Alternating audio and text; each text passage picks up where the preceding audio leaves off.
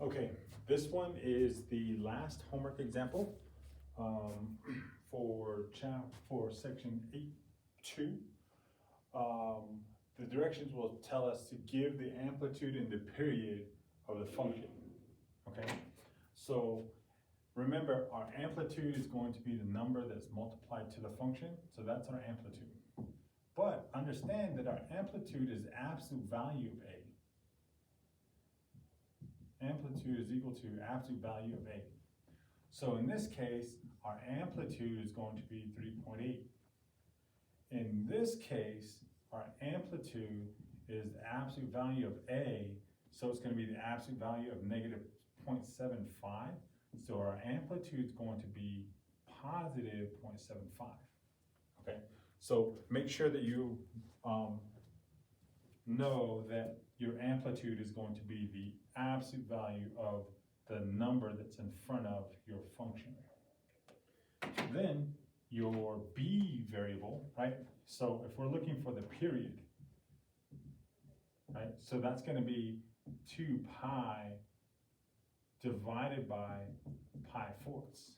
And in this case, our period is going to be 8, because you take this thing, 2 pi multiplied by 4 over pi. The pi's cancel and we end up getting 8. In this case, our B variable is 1.5. So the period is equal to 2 pi divided by 1.5. So that becomes 2 pi times 3/2, or no, 2/3, which is equal to 4 pi thirds. So our period for this function is going to be 4 pi thirds. It's pretty simple to find the amplitude and the period. You need to look at the variable or the number that's in front of the sine function to find the amplitude, and the number in front of the variable, the x variable, to find the period. Now, we have to find the amplitude and the period for the graphs, okay? We have to find the amplitude and the period for the graphs. And the way that we do that, right, is the amplitude is just going to be the distance between the midline and the highest point. So that's going to be our amplitude. So in this case, our amplitude is equal to 6, right? Because all we're doing is going from the 0 line to 6 to the highest point, okay? Our period, remember, is just going to be one iteration.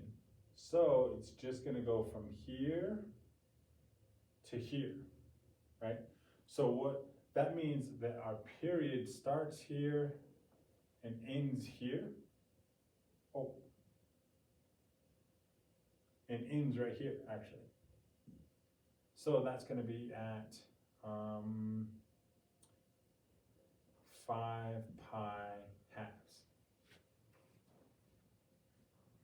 So what happens then is our period is going to go from 0 to 5 pi halves.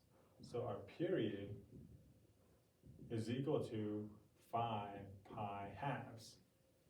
All right? And that's it.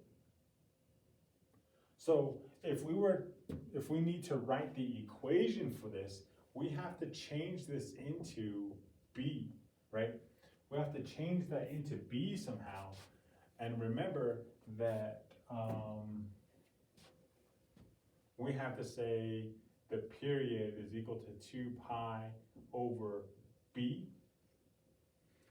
Then, if we know that our period is 5 pi halves is equal to 2 pi over B, what we do here is we can cross multiply, right? If 5 pi is equal to 4 pi, then we divide by 5 pi, divide by 5 pi, and we get B is equal to, the pi's cancel, 4/5. So now, if we're writing the equation for this, this is the cosine graph because it starts at 6, right? So this is the cosine, right? It's 6 times our cosine, and 4/5 x. There we go.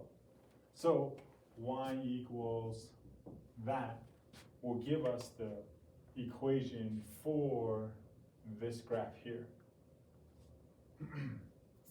Now let's look at the bottom graph. Let's look at the bottom graph. This one is going to be our sine function because it starts at 0, it goes up to its highest point, comes back down, and ends at 0. So this becomes our sine graph. All right. Our amplitude, the highest point on this thing is going to be 1/2. So that means our amplitude is going to be 1/2. Our period is how long it takes to do one iteration. So the period on this thing is going to be, so our amplitude is equal to 1/2. Our period is equal to 4 pi. Now, if we're trying to write the equation for this, right, we have to find b. And once again, we have to say our period is equal to 2 pi over b.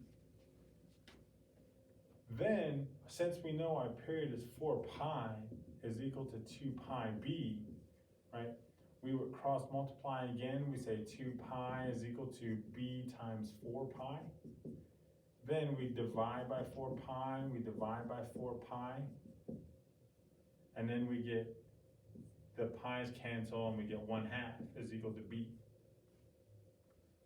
So b is becoming 1/2, and then there we go. There's our function y equals 1/2 the sine of 1/2 x. Or in your textbook, you might see it y is equal to 1/2 the sine of x over 2.